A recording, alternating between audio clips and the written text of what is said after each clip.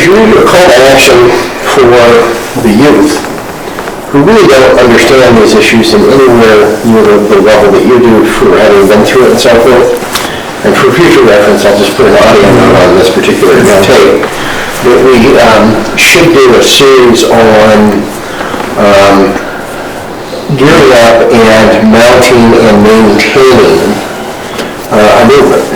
Well, the steps that you've learned over the years. And it's a long process. I started out in the civil rights movement. That's right. I'm just sort of a retrospective of that, but not yet. And you got in the whole baptism by fire, I guess, and after doing that for a number of years, and I had some great teachers with the Student Nonviolent Coordinating Committee, Congress of Racial Equality, the SCLC, the Southern Christian Leadership Council with King's People. And in fact, I was with King in Chicago once. And we have discussions of what we're trying to accomplish, what we're trying to do.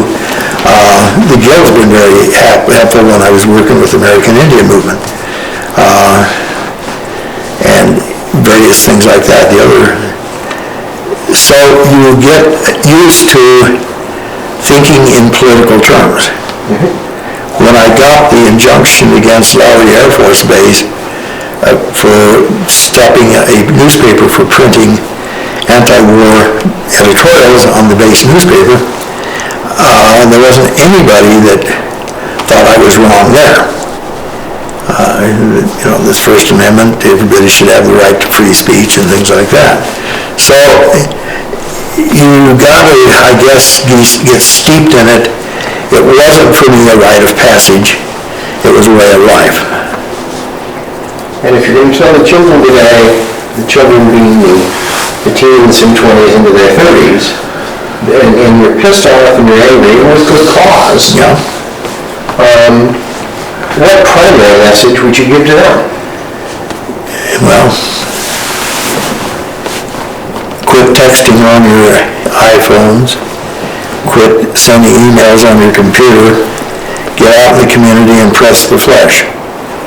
I know legislators, I know lots of legislators, they don't read their emails if there's a whole bunch of them. And a lot of people nowadays think activism is doing something on the internet and then they feel good about themselves, and it really has no political consequence whatsoever. So you need to get essentially beaten up either literally or figuratively. In my case it was literally, but it can be either way, and you learn. And you have to really like people and feel for people and really want to make the world a better place for the person too. And then you got to analyze, why isn't it a better place? And then how can I make it a better place? I don't think anybody can make it a better place sitting on the internet patting themselves on the back saying, I sent this letter to Congressman so-and-so or this guy or that guy. They don't see that. If you got something to say to the town council, then everybody should show up at the council meeting in a show of strength, and then they get the message. Bodies in the room. Yes. I remember when I first started out, I was somewhat controversial, but the trials that I had an audience with, I never lost. And the reason is that everybody knew that it was there was an audience there, and people behave differently. The courts never have audiences anymore. That's another reason they can abolish jury trials. And juries are the big safety valve. Lawyers run everything else. Jurors are not lawyers. So lawyers start getting esoteric and talk lawyerese, and they can talk to each other and they can make their little compromises. And the average citizen looks at what goes on and says, what the hell does that mean? So we get all these rules and regulations that we understand we might have argued about, and they just don't make any sense to the common man. And that's where you got juries come in. Because jurors are essentially, put it in computer terms, they are the feedback loop of a somewhat closed system. So you don't know how your system's working without feedback, and you're not going to get feedback if you don't have juries. Well, so 2 points there. One, Actually, 3 points. First one, get into the bunk. Go out your door. Yes. And pound the pavement. And don't be afraid of being embarrassed. Don't be afraid of having bottles thrown at you, or eggs or anything else. If you're going to protest a civil rights case in Jackson, Mississippi, you got to be prepared to endure a few rocks or something. And your next question? Well, that was the first point we made. The second point we made is that activism then goes from the streets into what we'll call the chambers, the councils. They go out and tell your public officials, enforce what it is you're trying to get them to hear. And don't let them do it without an audience. And don't let them sign you on. Yeah, we hear you, and then they'll go along and nobody pays attention because they won't pay attention. It's kind of like a squeaky wheel. Squeaky wheel gets the grease, and if you're writing on the internet, there's a whole different way of looking at it, as whether you show up at the council meeting or the county commissioner meeting or any of that stuff, or demonstration downstairs. I mean, in the city, because you can show that you can bring a mass of people together, and from the politician point of view, a mass of people represents a voting block, and then they got to pay attention.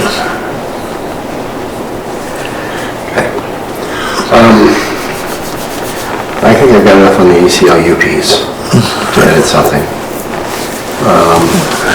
Anything else you want to add in the rant category? And the other thing is how do you want these headed?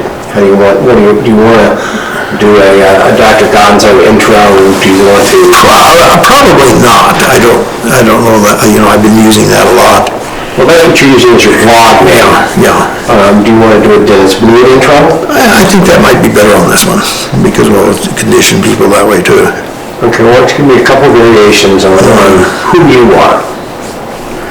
I can't do that because I really don't know who I am. I'm still trying to decide what I want to be when I grow up. Yeah, no, this is I'm Dennis Blewett, and I've been an attorney and an activist. It's that statement. A rabble-rouser for 40 years or so. To the camera, this is for your head. And I look at my major job as being a pain in the ass to the officials in this country. Who are you? I'm Dennis Blewett. I'm an attorney. I'm a writer. I'm an educator. And various numerous other things. Okay, one more time. Who are you, and why do you have this credential in relation to the criminal justice system? Okay. I want to back up a little bit more. When I got out of high school... I'll start off with, I'm Dennis Blewett. Okay. I'm Dennis Blewett, and at this point I'm sorry, you gotta look at the camera when you do that, you were looking down. Okay. I'm Dennis Blewett, and at this point in my career I practiced law 43 years. I started out not ever intending to practice law. I was going to do all kinds of other things. I had conflict with my parents, so I wasn't going to take any money from them. So rather than take money from them, I went to barber school, and the barber school is in what they call the Skid Row. And that's where I got introduced into social consciousness, because I used to watch the Denver police knock the shit out of all the winos down there day in and day out. And every time the Shriners would come to town, the Elks come to town, etc., they'd go round them up so they could show the public or the conventioners what a nice, clean city we have. And they also started, it was real brutal, actually. So then my first barber job, I worked in the shop in North Denver. That was my second job, actually.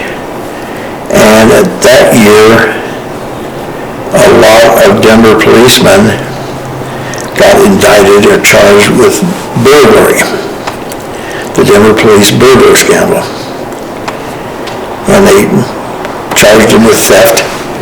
They were running a theft ring, and they were successful at it. And I think 50 some of them went to jail. So at that point, by the time I went back to college, I was somewhat attuned to looking at the political reality of the way governments work, the political reality of police brutality. I had a whole different slant on things than I had when I graduated from Loveland High School in rural Colorado, so to speak. And then I drifted toward sociology and criminology, and then I like criminology pretty much. I took graduate courses in that. How long were you doing criminal or graduate courses in criminology before you considered yourself a criminologist?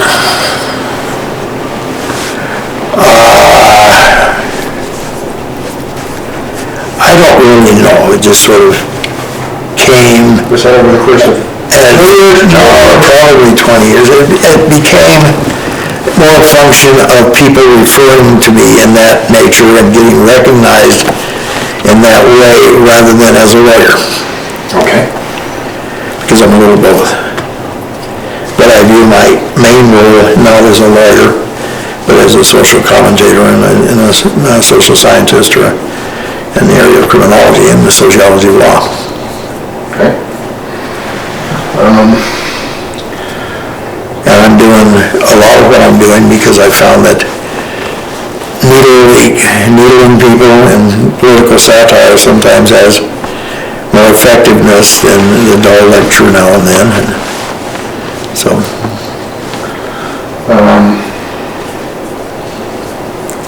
Your work with the medical marijuana industry,